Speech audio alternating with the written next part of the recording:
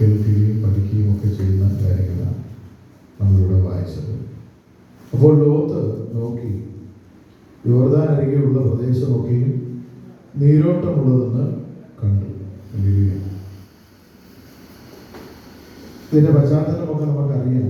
ഞാനതിൻ്റെ ആ പശ്ചാത്തലത്തിലേക്കോ അല്ലെങ്കിൽ അതിൻ്റെ ആ ഒരു സ്റ്റോറിയിലേക്കോ പോകാനായിട്ട് ആഗ്രഹിക്കുന്നില്ല. മറിച്ച് ഒരു ദൈവ പൈതലിൻ്റെ നോട്ടം, ദൈവപൈതലിൻ്റെ ജീവിതം എപ്രകാരമായിരിക്കണമെന്ന് മാത്രം അതിൽ നിന്ന് പറഞ്ഞ് മുന്നോട്ട് പോകാനാണ് ഞാൻ ആഗ്രഹിക്കുന്നത്. നമുക്കറിയാം, ഒരു ദൈവ പൈതലിൻ്റെ അല്ലെങ്കിൽ വിശ്വാസിയുടെ ജീവിതത്തിൽ ഒരു ലക്ഷ്യമുണ്ട്. ഇവിടെയൊക്കെ ജീവിതത്തിലൊരു ലക്ഷ്യമുണ്ട്. നമ്മുടെ ആത്മീയ ജീവിതത്തിനും ലക്ഷ്യമുണ്ട്, ഭൗതികമായ ജീവിതത്തിനും ലക്ഷ്യമുണ്ട് അല്ലേ? ഒരു ലക്ഷ്യബോധം എല്ലാവർക്കും ഉണ്ട് അല്ലേ? നമ്മൾ ഈ വർഷം എന്ത് ചെയ്യണം, അല്ലെങ്കിൽ 5 വർഷം കഴിഞ്ഞ് എങ്ങനെ ആയിരിക്കണം, 10 വർഷം കഴിഞ്ഞ് എങ്ങനെ ആയിരിക്കണം, നമ്മുടെ കുഞ്ഞുങ്ങളുടെ വിദ്യാഭ്യാസം എങ്ങനെ ആയിരിക്കണം, അല്ലെങ്കിൽ അതിനുവേണ്ടി നമ്മൾ കാര്യമായിട്ടൊന്നും ചെയ്യുന്നില്ലെങ്കിൽ നമുക്കൊരു പ്ലാനിങ് ഉണ്ട് അല്ലേ? നമ്മുടെ മനസ്സിൽ ചില ചിന്തകൾ പോകുന്നുണ്ട്. ഇങ്ങനെ ചെയ്താൽ ഇങ്ങനെയായിരിക്കാം, ഇങ്ങനെ ചെയ്താൽ ഇങ്ങനെയായിരിക്കാം, ഇങ്ങനെയൊക്കെ ചെയ്താൽ ഇങ്ങനെയൊക്കെ സംഭവിക്കും അല്ലേ? അങ്ങനെയുള്ള ചില പ്ലാനിങ്ങുകൾ അല്ലേ? അതൊക്കെ നമ്മുടെ ഉള്ളിൽ ഒരു ലക്ഷ്യബോധം ഉള്ളത് കൊണ്ടാണ് നമുക്കിങ്ങനെ ചില പ്ലാനിങ്ങുകളൊക്കെ കടന്നു വരുന്നത്. അപ്പൊ ഞാൻ പറഞ്ഞു വന്നത്, ദൈവ പൈതലായിരിക്കുന്ന നമുക്കും നമ്മുടെ ആത്മീയ ജീവിതത്തിനും എന്തുണ്ട്? ഒരു ലക്ഷ്യബോധമുണ്ട് അല്ലേ? നമ്മുടെ ലക്ഷ്യം എന്താണ്? ദൈവമക്കളുടെ ലക്ഷ്യം എന്താണ്? നിത്യജീവനെ പ്രാപിക്കുക എന്നുള്ളത് അല്ലേ? നിത്യജീവനെ പ്രാപിക്കുക എന്നുള്ളതാണ് ദൈവമക്കളുടെ ലക്ഷ്യമെന്ന് പറയുന്നത് അല്ലേ? അപ്പോൾ ആ ലക്ഷ്യത്തിലേക്കാണ് നമ്മൾ എന്ത് ചെയ്യുന്നത്? ഓരോ ദിവസവും മുന്നേറിക്കൊണ്ടിരിക്കുന്നത്. അപ്പോൾ നമ്മൾ ഓരോ ദിവസവും ആ ലക്ഷ്യത്തിലേക്ക് പോകുമ്പോൾ പലപ്പോഴും നമ്മുടെ ലക്ഷ്യം പലപ്പോഴും എന്ത് ചെയ്യും? മാറിപ്പോകാനുള്ള കാരണം നമ്മുടെ നോട്ടം എന്ത് ചെയ്യുന്നുണ്ട്? മാറിപ്പോകുന്നു. നമ്മുടെ നോട്ടം മാറിപ്പോകുമ്പോൾ ലക്ഷ്യം മാറും. അങ്ങനെ സംഭവിച്ച ഒരു വ്യക്തിയെ കുറിച്ചാണ് നമ്മൾ ഇന്ന് ഇവിടെ വായിച്ചത്. ലോത്ത്. നമുക്കറിയാം ലോത്ത് ആരാണെന്നറിയാം. അബ്രഹാമുമായിട്ടുള്ള ബന്ധം അറിയാം. അബ്രഹാമിനെ ദൈവം വിളിച്ചു. അബ്രഹാമിന്റെ പിതാവും തന്റെ സഹോദരന്റെ പുത്രനും ഒക്കെയുമായിട്ട് അവരിങ്ങനെ യാത്രയാകുന്ന സമയത്ത് അവരുടെ യാത്രയിൽ ചില സംഭവങ്ങളൊക്കെ സംഭവിക്കുന്നുണ്ട്. ചില കാര്യങ്ങളൊക്കെ അവരുടെ ജീവിതത്തിൽ കടന്നു വരുന്നു. അങ്ങനെ അവരുടെ ഇടയന്മാരിൽ തമ്മിലുള്ള പ്രശ്നങ്ങൾ വരുന്നു. അവരുടെ സമ്പത്ത് വർദ്ധിച്ചതിലുള്ള പ്രശ്നങ്ങൾ അല്ലേ? സമ്പത്ത് വർദ്ധിക്കുമ്പോഴും പ്രശ്നം, ഇല്ലെങ്കിലും പ്രശ്നം, സമ്പത്തില്ലെങ്കിലും പ്രശ്നം, സമ്പത്തുണ്ടെങ്കിലും പ്രശ്നം. സമ്പത്തൊക്കെ വർദ്ധിച്ചു കഴിഞ്ഞപ്പോൾ ചില പ്രശ്നങ്ങളൊക്കെ ഇവരുടെ ജീവിതത്തിൽ കടന്നു വന്നപ്പോൾ നല്ല ഒരു പ്രദേശത്തെത്തിയപ്പോൾ, നല്ല ഒരു സ്ഥലം കണ്ടപ്പോൾ ലോത്ത് പറഞ്ഞു, ഞാൻ ഇവിടെ കൊണ്ട് എൻ്റെ യാത്ര അവസാനിപ്പിക്കുക അല്ലേ? ഞാൻ എൻ്റെ യാത്ര ഇവിടെ കൊണ്ട് അവസാനിപ്പിക്കുക. അതിന് കാരണം നല്ല നീരോട്ടമുള്ള ഒരു ദേശം കണ്ടപ്പോൾ ദൈവം അബ്രഹാമിനോട് വാഗ്ദത്തം ചെയ്ത വാഗ്ദത്ത ദേശം എന്തെന്ന് അതിന്റെ അതേ നിലകളിൽ ആർക്കറിയില്ല? ലോത്തിനറിയില്ല അല്ലേ? ദൈവം സംസാരിച്ചത് ആരോടാണ്? അബ്രഹാമിനോടാണ്. അബ്രഹാമിന്റെ വിളി കേട്ട് കൂടെ പോയത്. എന്നാൽ നല്ല നീരോട്ടമുള്ള, അതിനെക്കുറിച്ച് അവിടെ പറയുന്നത് ദൈവത്തിന്റെ തോട്ടം പോലെ തന്നെ ആയിരുന്നത്. സോദോമിനെയും ഗൊമോറയെയും നശിപ്പിക്കുന്നതിന് മുമ്പ് അത് യഹോവയുടെ തോട്ടം പോലെ ആയിരുന്നു. ഏത്? ലോത്ത് തിരഞ്ഞെടുത്ത ഈ ദേശം. അപ്പൊ ലോത്തിന്റെ ആ നിലയിലുള്ള നോട്ടം നമ്മൾ നോക്കിയാൽ, ആ നിലയിലുള്ള നോട്ടം വളരെ പെർഫെക്റ്റ് ആയിരുന്നു. വളരെ പെർഫെക്റ്റ്, ഏറ്റവും ആപ്റ്റായിട്ടുള്ള നല്ല ഒരു സ്ഥലം, ഒരു രീതിയിലും ഒരു ബുദ്ധിമുട്ടും വരാത്ത, നല്ല നീരോട്ടമുള്ള, നല്ല സമൃദ്ധിയുള്ള, അനുഗ്രഹമുള്ള നല്ല ഒരു ഇടത്തെത്തി കഴിഞ്ഞപ്പോൾ അവൻ തന്റെ യാത്ര അവിടെ വെച്ച് അവസാനിപ്പിച്ചു. എന്നിട്ട് തന്റെ പുതുതുല്യനായ അബ്രഹാമിനോട് എന്ത് ചെയ്യുന്നു? യാത്ര പറഞ്ഞ് അവിടെ നിന്ന് അബ്രഹാം യാത്ര പുറപ്പെടുന്നു. ലോത്ത് തന്റെ കൂടാരം എന്ത് ചെയ്യുന്നു? അവിടെ അടിക്കുന്നു. ഞാൻ പറഞ്ഞത് തന്റെ ലക്ഷ്യമെന്ന് പറയുന്നത് ഈ ഭൗതികത മാത്രമല്ല അല്ലേ? ഈ ഭൗതികതയും ഈ ദേശത്തെ അനുഗ്രഹങ്ങളും കണ്ടു കഴിഞ്ഞപ്പോൾ അതിനപ്പുറം ഒന്നും കാണുവാനായിട്ട് തനിക്ക് എന്തില്ല? കാഴ്ചപ്പാടില്ല അല്ലേ? കാരണം തനിക്ക് അങ്ങനെ ഒരു വിളിയില്ലായിരുന്നു. തനിക്ക് അങ്ങനെ ഒരു വിളിയില്ലാത്തത് കൊണ്ട് തന്റെ കാഴ്ചപ്പാട് എന്ത് ചെയ്തു? അവിടം കൊണ്ട് അവസാനിച്ചു. പിന്നീട് സംഭവിച്ചത് നമുക്കറിയാം. പിന്നീട് എന്താണ് ലോത്തിന്റെ ജീവിതത്തിൽ ഭവിച്ചതെന്ന് നമുക്കറിയാം. അതിന്റെ താഴോട്ടുള്ള ഭാഗം നമ്മൾ വായിക്കുമ്പോൾ സോദോം നിവാസികൾ ദുഷ്ടന്മാരും യഹോവയുടെ മുമ്പാകെ മഹാഭാവികളുമായിരുന്നു. പക്ഷെ ദേശം എങ്ങനെയുള്ളതായിരുന്നു? നീരോട്ടമുള്ളതായിരുന്നു. ദേശം വളരെ അനുഗ്രഹിക്കപ്പെട്ടതായിരുന്നു. പക്ഷെ ദേശനിവാസികളെ കുറിച്ച് പറയുന്നത് മഹാഭാവികളും ദുഷ്ടന്മാരും ദൈവത്തെ ഭയമില്ലാതല്ലേ. ആ നിലകളിൽ വസിക്കുന്നവരുടെ നടുവിലാണ് ലോത്ത് എന്ത് ചെയ്യുന്നത്? എത്തിപ്പെടുന്നത്. ഇന്ന് പകലിൽ എന്നെ കേൾക്കുന്ന ദൈവത്തിന്റെ ജനമേ, ദൈവം നമ്മെ വിളിച്ചിരിക്കുന്നത് ഒരു ലക്ഷ്യത്തിന് വേണ്ടി. ദൈവം നമ്മളെ തിരഞ്ഞെടുത്തതും ആ ലക്ഷ്യത്തിലേക്ക് നമ്മളെ എന്ത് ചെയ്യുവാനാണ്? എത്തിക്കുവാനായിട്ടാണ്. ഒറ്റ ദിവസം കൊണ്ട് നമ്മളെ എത്തിക്കുന്ന പ്രക്രിയയല്ല, മറിച്ച് നമുക്ക് ദൈവം ഈ ഭൂമിയിൽ നൽകിയിരിക്കുന്ന ആയുസ്, അത് ആരോഗ്യവും ബലവും സമ്പത്തും കഷ്ടതയും നഷ്ടവും പ്രതികൂലങ്ങളും ഒക്കെ നിറഞ്ഞ ഈ ആയുസ്സിൽ എങ്ങനെ നമ്മൾ നമ്മുടെ ലക്ഷ്യത്തിലേക്ക് നടന്ന് നീങ്ങി എത്തുന്നു എന്നുള്ളതാണ് പ്രാധാന്യം.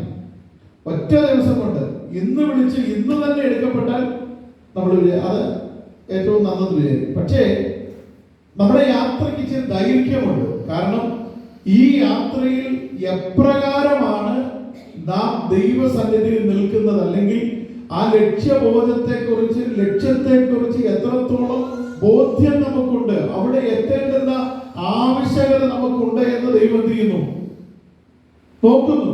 അല്ലേ? ദൈവം നോക്കുന്നു. ലോകത്തിനെ സംബന്ധിച്ചിടത്തോളം ലോകത്തിന്റെ ലക്ഷ്യം എന്തായിരുന്നു? ഭൗതികതയായിരുന്നു. അല്ലേ?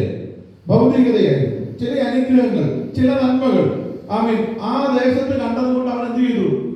തൃപ്തിപ്പെട്ടു. അത് മതി. ഇനി അതിനപ്പുറത്തൊരു വലിയ അനുഗ്രഹം തനിക്ക് ലഭിക്കാനില്ല. പലപ്പോഴും നമ്മൾ ചിന്തിക്കുന്നത് ഇങ്ങനെയൊക്കെ തന്നെയാണ്. ഇത്രയൊക്കെ ഉള്ളൂ എൻ്റെ മതിയല്ലോ, ദൈവം ഇത്രത്തോളം ഒക്കെ അനുഗ്രഹിച്ചല്ലോ, ഇത്രത്തോളം ഒക്കെ ദൈവം നടത്തിയല്ലോ എന്ന് നമ്മൾ പലപ്പോഴും തൃപ്തിപ്പെടുന്നവരാണ് ചില കാര്യങ്ങൾ. എന്നാൽ അതിന്റെ അപ്പുറത്ത് ദൈവിക പദ്ധതിക്ക് വേണ്ടിയിട്ട്, അല്ലെങ്കിൽ ദൈവികമായ അനുഗ്രഹത്തിന് വേണ്ടിയിട്ട് പിന്നെയും തങ്ങളെ തന്നെ ഏൽപ്പിച്ചു കൊടുത്ത് യാത്ര ചെയ്യുമ്പോഴാണ് എന്ത് ചെയ്യുന്നത്? ദൈവം നമ്മൾക്കായി ഒരുക്കിയിരിക്കുന്ന, നമുക്ക് മാത്രമായി ഒരുക്കിയിരിക്കുന്ന ആ ലക്ഷ്യത്തിലേക്ക് എന്ത് ചെയ്യാൻ കഴിയുന്നത്? നമുക്ക് എത്തിപ്പെടുവാനായിട്ട് ഇടയായിരുന്നു. എന്നാൽ ലോത്ത് തന്റെ ജീവിതത്തിൽ തനിക്ക് ബോധിച്ച വഴി തിരഞ്ഞെടുത്തത് കൊണ്ട് പിന്നത്തേതിൽ തനിക്കത് വലിയ നാശമായി എന്ത് ചെയ്തു? ഭവിക്കുവാനായിട്ട് ഇടയായിട്ടുണ്ട്. തനിക്ക് ഉണ്ടായിരുന്ന സകലവും എന്ത് ചെയ്തു? ആ ദേശത്ത് വെച്ച് തന്നെ നഷ്ടപ്പെടുവാനായിട്ട് ഇടയായിട്ടുണ്ട്. അല്ലെ? എത്ര ദാരുണമായ സംഭവമാണ് എന്ത് ചെയ്തത്? തന്റെ ജീവിതത്തിൽ ഭവിച്ചത്. ചിന്തിച്ചു നോക്കണമേ. അല്ലെ? വളരെ സമൃദ്ധിയോടുകൂടി എന്ത് ചെയ്യുന്നത്? ആ ദേശത്തേക്ക് താൻ കടന്നു ചെല്ലുന്നത് വളരെ സമൃദ്ധിയോട്. ആടുകളും മാടുകളും ഭൃത്യന്മാരും ജോലിക്കാരും വേലക്കാരും എല്ലാം കൂടി എന്ത് ചെയ്യുന്നത്? ആ ദേശത്ത് കടന്നു ചെല്ലുന്ന ദേശമുണ്ട്, മോശമുള്ള ദേശമാണ്. കടന്നു ചെല്ലുന്ന ദേശം മോശമാണ്. വളരെ അനുഗ്രഹിക്കപ്പെട്ട ദേശം. നമ്മുടെ ഭാഷയിൽ പറഞ്ഞാൽ അമേരിക്കയിലൊക്കെ എത്തിപ്പെടുന്നതിനെക്കാട്ടിൽ അത്ര നല്ല ശ്രേഷ്ഠകരമായ ഒരു സ്ഥലത്തേക്ക് എത്തിപ്പെട്ടത്. പക്ഷെ ഭവിച്ചത് ഒരിക്കലും തനിക്ക് എന്തായി തീർന്നില്ല? അനുഗ്രഹമായില്ല. അത് തനിക്ക് ശാപമായി മാറുവാനിടയായി തീർന്നു. നമ്മൾ നമ്മുടെ ലക്ഷ്യത്തിലേക്ക് യാത്ര ചെയ്യുമ്പോൾ ഭൗതികതയിൽ ഊന്നി മറ്റു കാര്യങ്ങളിൽ ഊന്നി നമ്മുടെ ലക്ഷ്യം മാറിപ്പോയാൽ നമുക്ക് ലഭിക്കേണ്ടുന്ന അനുഗ്രഹം എന്ത് ചെയ്യും? ശാപമായി മാറുവാനിടയായി തീരും. അത് നമുക്ക് ദോഷമായി എന്ത് ചെയ്യും? മാറുവാനായിട്ട് ഇടയായി തീരും. എന്നാൽ ദൈവം നൽകിയ ലക്ഷ്യത്തിലേക്ക് യാത്ര ചെയ്താൽ അതിന്റെ താഴേക്കുള്ള ഭാഗം വായിക്കുമ്പോൾ, അതിന്റെ രണ്ടാമത്തെ ഭാഗം വായിക്കുമ്പോൾ അതിന്റെ 14-ാമത്തെ വാക്യം അത് വായിക്കാമോ? 13-14. ലോത്ത് അബ്രഹാമിനെ വിട്ടുപിരിഞ്ഞ ശേഷം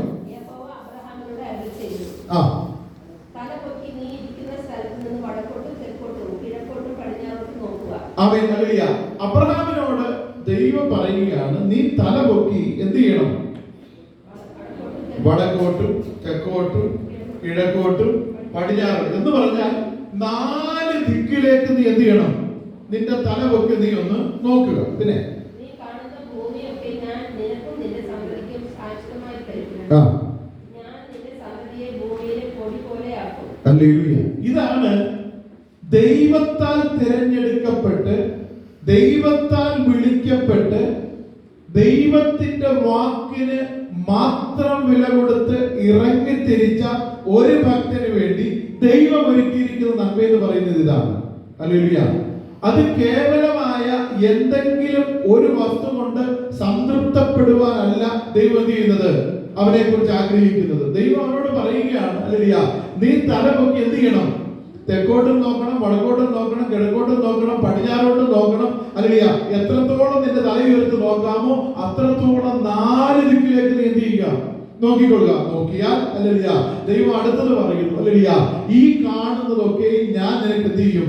അവകാശമായിട്ട് നൽകുവാനായിട്ട് ഇടയായിത്തീരും. ഹല്ലേലൂയ. അത് ദൈവത്തിന്റെ വാഗ്ദത്തമാണ്. ഹല്ലേലൂയ. അവൻ ലോത്ത് നേടിയെടുത്തത് അവന്റെ സ്വന്തത്തിലുള്ളത്, അവന്റെ സ്വന്തം തീരുമാനത്തിലാണ് അവൻ എന്ത് ചെയ്യുന്നത്? അവൻ നന്മ പ്രാപിക്കുവാനിടയായത്. ഹല്ലേലൂയ. എന്നാൽ ദൈവം കൊടുക്കുന്നത് വ്യത്യസ്തമായിട്ട്. ഹല്ലേലൂയ. അവൻ നീരോട്ടമുള്ളത് മാത്രം അവൻ കണ്ട് സംതൃപ്തി അടഞ്ഞ ലോത്തിന്റെ ജീവിതമല്ല പിന്നീട് അബ്രഹാമിന്റെ ജീവിതത്തിൽ കാണുവാനായിട്ട് കഴിയുന്നത്. ദൈവം കൊടുത്ത അനുഗ്രഹത്തിലേക്ക് അവൻ കടന്നു ചെന്നപ്പോൾ, ഹല്ലേലൂയ, ദൈവം തനിക്ക് കൊടുത്ത അവൻ സകല വാഗ്ദത്തങ്ങൾ ദൈവം എന്ത് ചെയ്തു? നിവർത്തിക്കുവാനായിട്ട് ഇടയായിത്തീർന്നു. ഹല്ലേലൂയ. ഇന്ന് വൈകാലം എന്നെ കേൾക്കുന്ന ദൈവത്തിന്റെ ജനമേ, ഹല്ലേലൂയ, നമ്മൾ ഇറങ്ങിയത് ഒരു ലക്ഷ്യത്തിന് വേണ്ടി. ഹല്ലേലൂയ. നാം ഇറങ്ങിയിരിക്കുന്നത് ഒരു ലക്ഷ്യപ്രാപ്തിക്ക് വേണ്ടി. ഹല്ലേലൂയ. നിത്യജീവനെ അവകാശമാക്കുവാൻ വേണ്ടി ഇറങ്ങി തിരിച്ചവരാണ് നാം ഓരോരുത്തരും. ഹല്ലേലൂയ. ഒരിക്കലും നമ്മുടെ ലക്ഷ്യം എന്ത് ചെയ്യരുത്? മാറിപ്പോകരുത്. ഹല്ലേലൂയ. ഏത് പ്രതിസന്ധി കടന്നു വന്നാലും, ഏത് പ്രതികൂലം കടന്നു വന്നാലും, ഹല്ലേലൂയ, കൂടെ ഉണ്ടായിരുന്നവർ പലരും, ഹല്ലേലൂയ, ഒരുപക്ഷെ ഈ മാർഗം വിട്ട് അങ്ങോട്ടോ ഇങ്ങോട്ടോ പോയെന്നിരിക്കും. ഹല്ലേലൂയ. അവരൊക്കെ ഒരു പക്ഷെങ്കിൽ പിന്മാറിയെന്നിരിക്കും. ഹല്ലേലൂയ. നമ്മുടെ ഭവനത്തിലുള്ളവർ പോലും, ഹല്ലേലൂയ, നിരാശയുടെ വാക്കുകളാൽ നമ്മളെ ദണ്ഡിപ്പിച്ചെന്നിരിക്കും. എന്നാൽ ഇന്ന് പകൽക്കാലം, ഹല്ലേലൂയ, ദൈവത്തിൽ ആശ്രയം വെച്ചിരിക്കുന്ന, ദൈവത്തിൽ തന്നെ പുകഴുന്ന ഒരു ദൈവവേദന ശക്തമായി പറയുവാനായിട്ട് കഴിയും. ഹല്ലേലൂയ. ദൈവം എനിക്ക് തന്നിരിക്കുന്ന ഒരു നിത്യമായ ജീവിതമുണ്ട്. അതെനിക്ക് നൽകിയിരിക്കുന്ന ശാശ്വതമായ വാഗ്ദത്തമാ. അതിൽ നിന്ന് എന്നെ പിന്തിരിപ്പിക്കുവാൻ, അതിൽ നിന്ന് എന്റെ ലക്ഷ്യം മാറ്റിക്കളയുവാൻ ഈ ലോകത്തിലുള്ള ഒന്നിനും കഴിയാതെ വണ്ണം ഞാൻ എന്റെ ദൈവത്തിന് വേണ്ടി എന്നെ തന്നെ സമർപ്പിച്ചിരിക്കുന്നു എന്നുള്ള ഉത്തമമായ ബോധ്യം എല്ലാ ദൈവമക്കളും ഉണ്ടാകുവാനിടയായി തീരണം. ഹല്ലേലൂയ. ആ ഒരു ബോധ്യം നമ്മളിൽ ഉണ്ടെങ്കിൽ, ഹല്ലേലൂയ, ആ ഒരു ഉറപ്പ് നമ്മളിൽ ഉണ്ടെങ്കിൽ, ഹല്ലേലൂയ, ഒരിക്കലും നമ്മൾ എന്ത് ചെയ്യുകയില്ല? പിന്മാറിപ്പോവുകയില്ല. ഹല്ലേലൂയ. നമ്മുടെ ലക്ഷ്യത്തിലേക്ക് എന്ത് ചെയ്യും? ഓരോ ദിവസവും അടുക്കുവാനായിട്ട് ഇടയായിത്തീരും. നമ്മുടെ ലക്ഷ്യത്തിലേക്ക് നമ്മൾ കടന്നു ചെല്ലുവാനായിട്ട് ഇടയായിത്തീരും. ഹല്ലേലൂയ. ഇതുപോലെ അടുത്ത ഭാഗത്ത് നമ്മൾ വായിക്കുമ്പോൾ, ഹല്ലേലൂയ, അബ്രഹാമിന്റെ ആരാധനയെ കുറിച്ച് പറയുന്നുണ്ട്. ഹല്ലേലൂയ. 18-ാം അധ്യായത്തിന്റെ 2-ാം വാക്യം വായിക്കുമ്പോൾ, ഹല്ലേലൂയ, അവിടെ അവരുടെ മനോഭാവത്തെയാണ് നമ്മൾ കാണേണ്ടത്. ഹല്ലേലൂയ. 18-ാം അധ്യായം 2-ാം വാക്യം വായിക്കാമോ?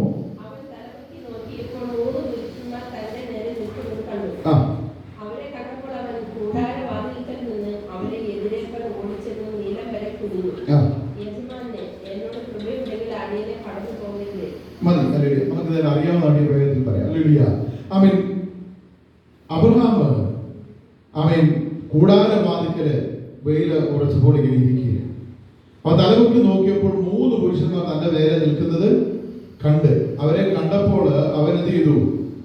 കൂടാരവാതിൽക്കൽ നിന്ന് അവരെ എതിരേൽക്കാൻ ഓടിച്ചെന്നു എന്ന് മാത്രമല്ല, അടുത്ത ഭാഗം പറയുന്നത് എന്താ പറയുക? അവൻ എന്ത് ചെയ്തു എന്ന് പറയുന്നത്, നിലം വരെ കുനിഞ്ഞു. ഹല്ലേലൂയ. അവന്റെ ആരാധനയുടെ ആ ഒരു പ്രത്യേകത ശ്രദ്ധിക്കണമേ. ഹല്ലേലൂയ.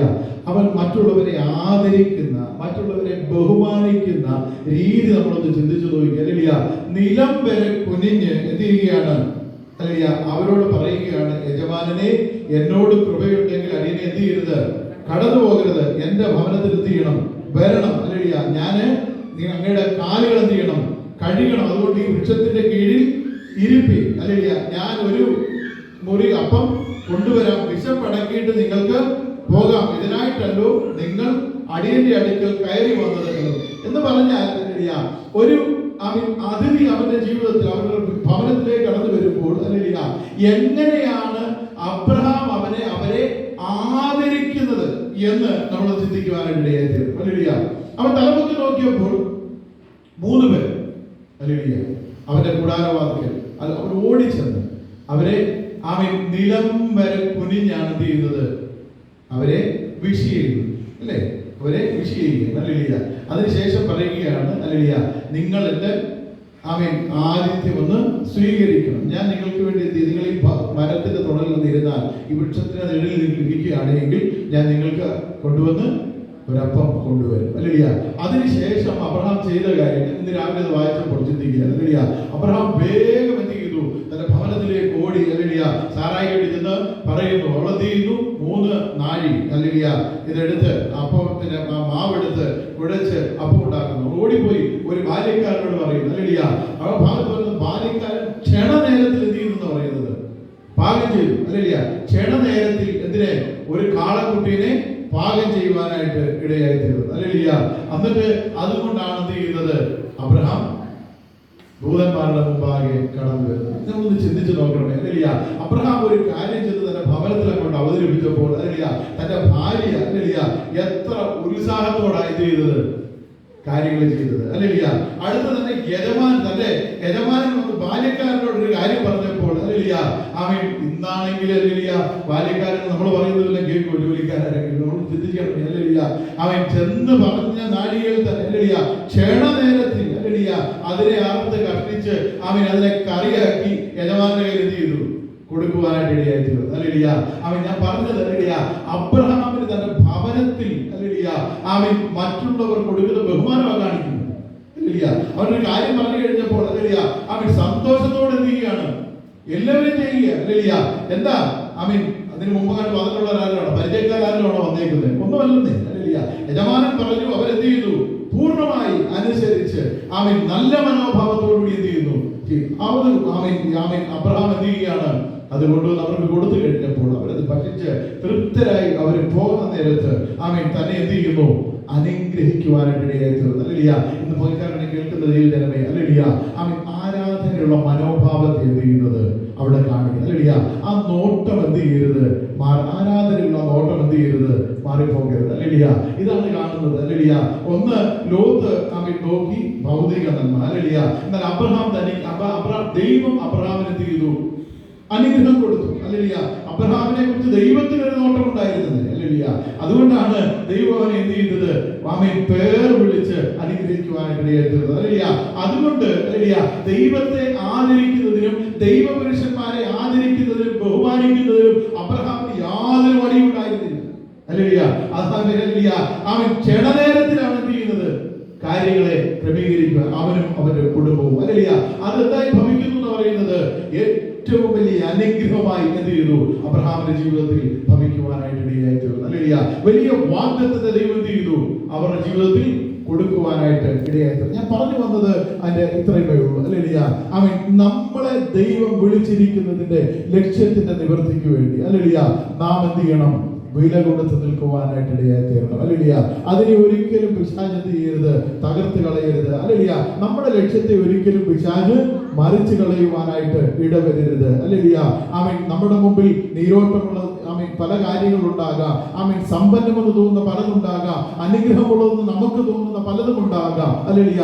എന്നാൽ അവിടെ കൊണ്ട് അവസാനിക്കുവാനല്ല ദൈവം നമ്മെ വിളിച്ചിരിക്കുന്നത്.